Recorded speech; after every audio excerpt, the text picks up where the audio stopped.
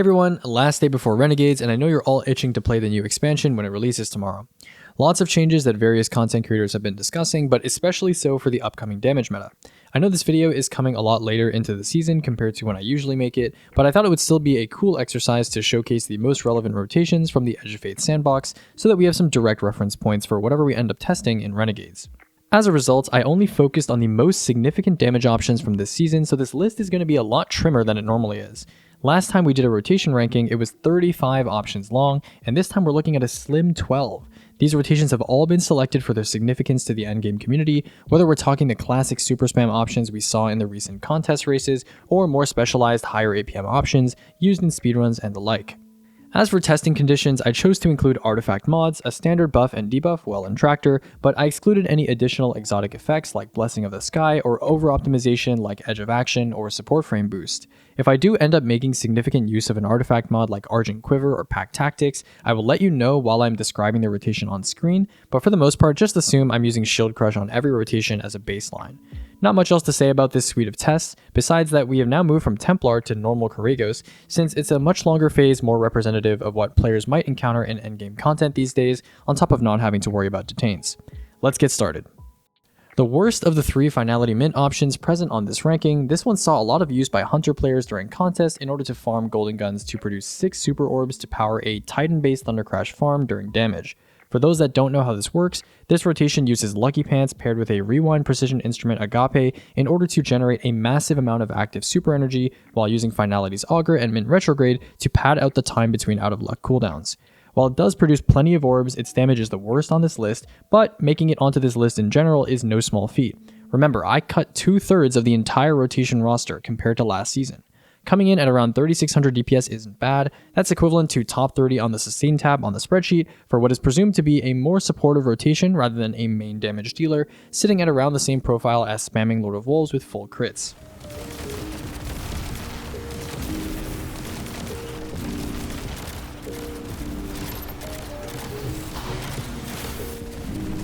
Blue. Dude, what is this guy doing, bro? He's spinning around like a fucking... Oh my god.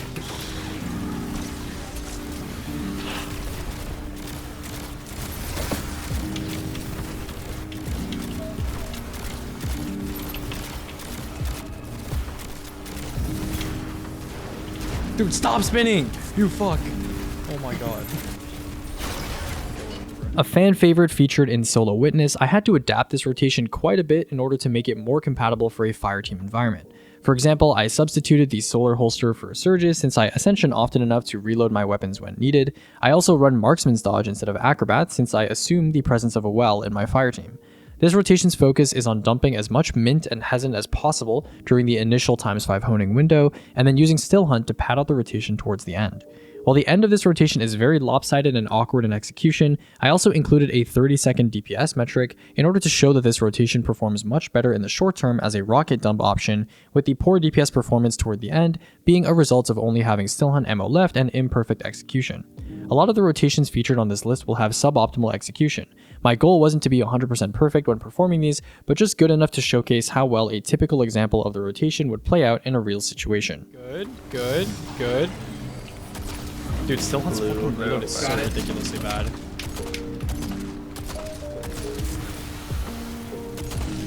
Okay, he's being a good boy. Okay, we're done.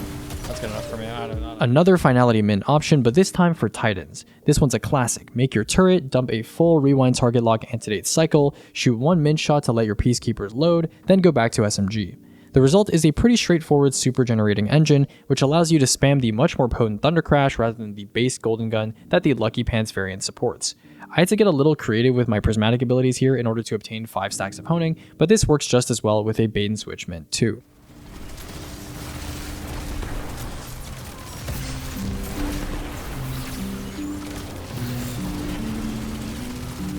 Blue. It's right, it's to our right. You got it?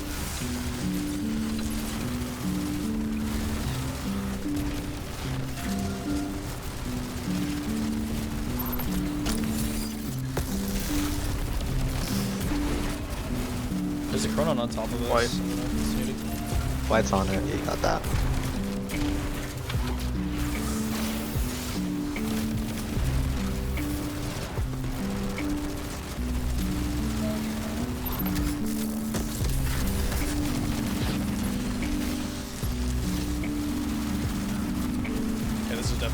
last time by a lot.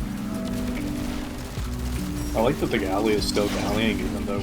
Another Titan rotation that reflects similar results to what we've covered on this channel in the past when reviewing contest damage rotation options. While this isn't the only Parasite Mint option on this list, it's still a pretty solid showcase of how much DPS this weapon can do, even with gutted surges due to the lack of Sanguine access. The rotation is pretty straightforward. Parasite, 2 Mint or 2 Fusion so that the holster mod reloads Parasite, then repeat.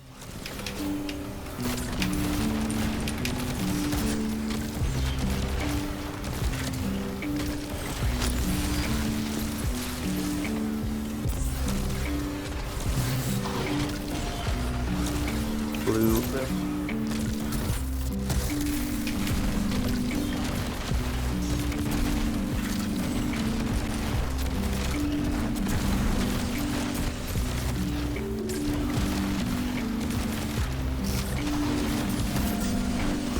Blue.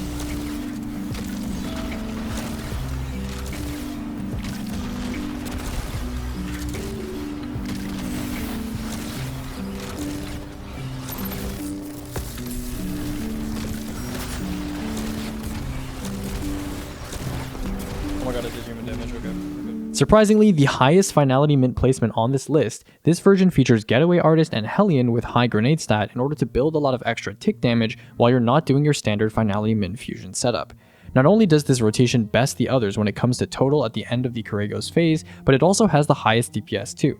While I did make use of Weaver's Call and Pack Tactics to boost my Needlestorm damage, I wouldn't expect the relative position of this rotation to change next season compared to the other two classes.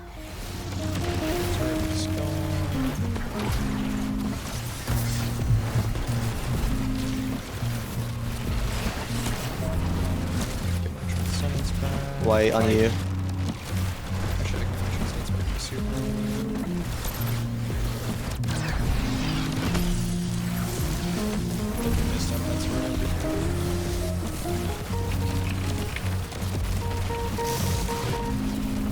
What color? Red. Red. I have it. Oh, my health, bro.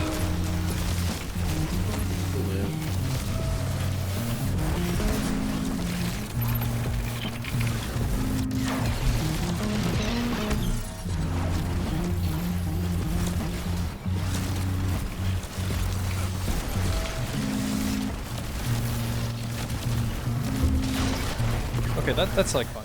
The first of our more specialized rotations, this one features the new Raid Rocket with Clown Cartridge and Reaper's Tithe, which enables a full 9 rocket dump with a 40% damage perk.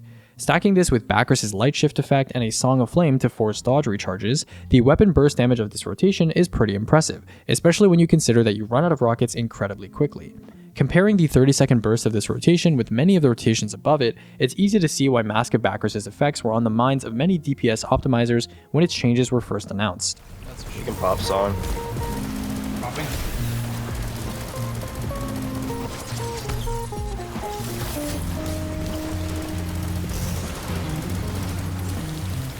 I got it. Blue.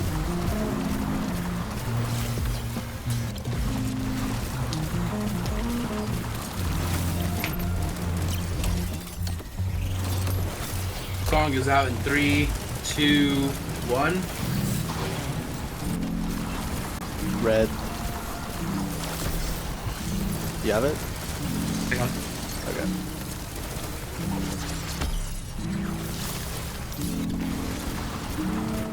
Okay, that's it. Popularized due to its usage on Apoptes as well as in solo Explicator, Whirling Ovation offers a unique damage option that rivals Parasite at longer ranges. Not requiring a holster boosts its damage profile by a little more, but being a dual affinity weapon makes it so that I kinda have to test it on Sanguine to get the most bang for my buck. Thankfully, it mostly lives up to the hype. 4,500 DPS with 350,000 total is very respectable amongst the other rotations in this roster, and it's pretty straightforward to use as well. Not much else to say about this rotation, but it's certainly not the last prismatic warlock option on this list.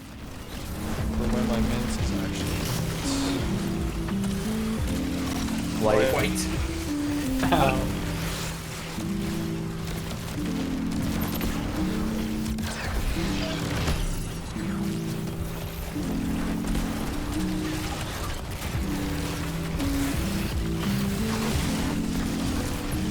White. I got it. White subclass. here. Vex Milk subclass. Hell yeah. Vex cheese, baby. I wonder what the lore behind the like friendly Vex is gonna be. They're just chill.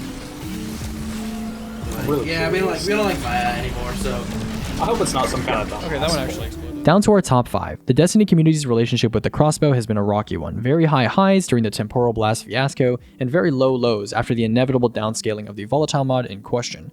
However, as of late, there have been whisperings on the swamp DPS potential of the crossbow archetype if you are able to bypass its slow manual reload and unlock its true max RPM. This next rotation is a good example of one of these efforts, and it's one of the most unique that I've ever tested. Thanks to Revadyke, who has been bothering me for the entire season to test this one out, I decided to give it a spin for this video, and it outperformed my expectations by quite a bit. If you're interested in the development of this rotation, as well as some builds you might be able to use with it, I would check out his channel in the description. Compared to a lot of the rotations with similar damage profiles, this one doesn't require any specialized outside help like the Bakris options do, and it has a crazy amount of total damage if you pace your inputs correctly. The idea is to use the Dragon's Shadow shoot while dodging tech, whose functionality has now been moved to speedloader slacks, in order to shoot 2 bow shots every dodge. The rotation goes as follows: empty the bow, then shoot Lord of Wolves, which regenerates your dodge insanely quickly due to the speedloader slacks exotic effect, then quickly swap back to your unloaded submersion while holding fire, then dodge after a slight delay. This will make your character shoot a bolt mid-dodge, and then upon completion of the dodge, you'll be able to immediately shoot another bolt. Doing this bypasses basically every downside of using a crossbow when it comes to its standard damage profile comparison. On top of this, you can pair this with basically any super or aspect combination that you want, a luxury that many of the rotations on this list do not have. I mentioned that the previous Prismatic Warlock rotation wouldn't be the last, and that's because we of course have to cover the beloved chicken rotation on the best class it can be paired with due to Sanguine Alchemy. Featuring an effective 4-strand and 2 solar surges, this loadout allows you to really pad out your rotation with abilities like Freezing Singularity and Hellion, while utilizing pack tactics to boost your Weaver's Call Threadlings and your Needlestorm. Combined with the Sanguine Mark and the much better surge distribution, it's no surprise that this ranks a lot higher than the Parasite Mint variant that used Cuirass earlier in this video.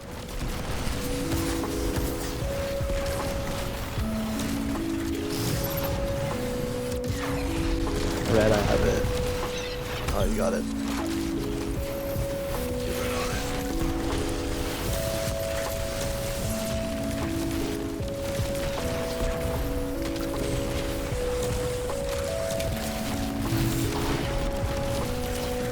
What color? Red. Yeah, red. I don't have. But you got it.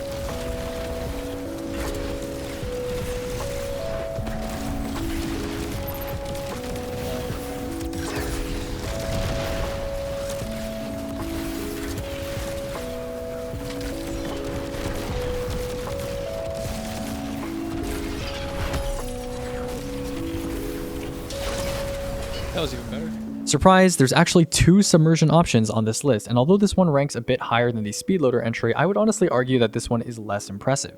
The reason for this is simple. Mask of Bakris allows you to have a universally stacking 46% damage boost to arc and stasis weapons, as well as Lord of Wolves, as long as you are damaging a slowed target with an arc or stasis super equipped. Factoring in this massive damage boost as well as the 2 Song of Flames that I needed on my team to sustain my light shift for the entire relevant phase, and the difference between this submersion entry and the previous one should be a much bigger canyon. However, as we see here, they're almost identical in damage profile, which almost made me want to exclude the Bakris entry from this list entirely. While we're on the subject of crossbows though, while these 2 entries did use Argent Quiver, what they didn't use might be even more impressive. I mentioned previously that you can stack up to 3 Hierarchy of Needs rings with any bow, and crossbows are no exception. So why go through the hassle? Well, not only can you use both Hierarchy and Submersion together, but the damage increase from 3 rings for a crossbow is a staggering 42%. While this interaction certainly isn't relevant for smaller fireteam sizes, I'm excited to potentially test Hierarchy Submersion combos next season for their potential use in more optimized damage rotations. Now I spam everything into the box.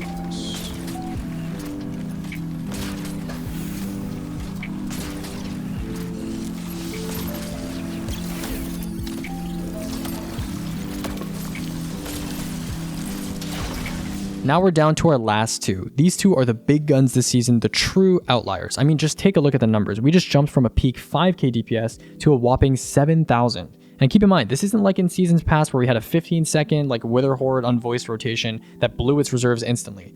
This rotation manages to keep pumping damage until it hits almost 400,000 total, and is what we use to absolutely nuke Epic Cuirass in the current speedrun world record. Abusing Threat of Ascent, the soon-to-be neutered Bray Legacy Cluster Bomb interaction, Kuragos' Special Crack, and Pack Tactics, this rotation truly showcases what Tyrese Halliburton is capable of when the odds are against him. The perfect rotation to show off just what the season had to offer.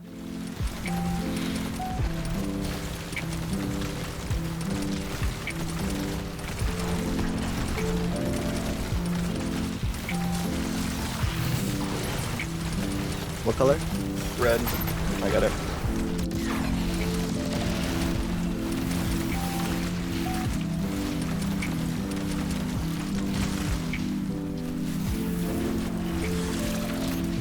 We're done. Okay. Those of you who've been paying any attention to, anything since the melee changes will have seen this one coming a mile away. Even with a combination blow refresh included and a missed grapple or two in the mix, grapple melee still blows everything else out of the water and to kingdom come. A theoretical infinite total damage ceiling, not particularly kill hungry like Worm God variants, essentially no ammo requirement, and also, 10,000 DPS done in a real non-simulated environment. Incredible that it's apparently not seeing any changes going into Renegades, but here it is at pole position. Not much to talk about with this one. I went to Templar since you can't really keep combination blow at Kuragos, and as expected, he dies in like 24 seconds, even without a debuff. Wild. While this video was a little different compared to my previous rotation ranking, I think it's a little more informative in terms of what endgame players actually use when it comes to comparing top DPS options. Hopefully this video offered you an entertaining final stop before Renegades releases tomorrow, and next season I'm excited to see how some of the new damage options we're getting, from Fortune's Favor to refurbished A499, rank among this season's finest. If you're curious about the results of these tests, I'll throw up a summary page on screen right now so you can pause and look at it, and there's of course a link to the main damage spreadsheet with these tables in the description. Until next time.